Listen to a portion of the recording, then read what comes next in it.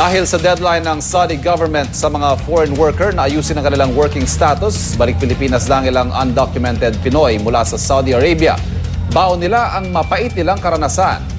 Narito ang report ni Katrina So.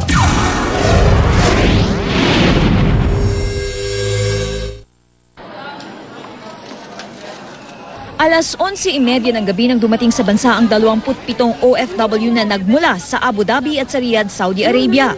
Sila ay kabilang sa mga undocumented worker. Buwan ng Marso nang simula ng bansang Saudi Arabia ang paghihigpit sa mga undocumented migrant workers sa kanilang bansa. Ito ay dahil sa isinusulong nila ngayon na Saudization. Ito ang paghihikayat sa mga pribadong kumpanya na tumanggap ng mga Saudi nationals. Itinakda ang full implementation nito kahapon, November 3, 2013. Karamihan sa mga umuwing mga OFW ay mga kababaihan. Lahat sila may kanya-kanyang kwento ng paghihirap. Kaya naman karamihan sa kanila ay emosyonal.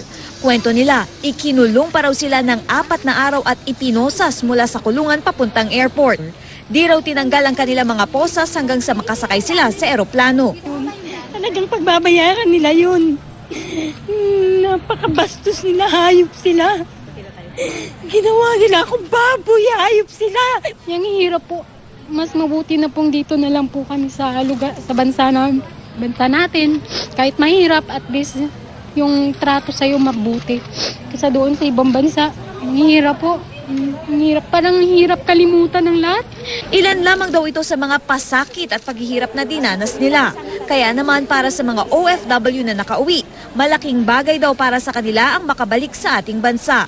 Siyempre, malaking salamat po kay Allah. Kahit paano nakauwi kami. Maswerte kasi nakauwi. Kasi marami pa kami doon mga kasama nandoon pa sila.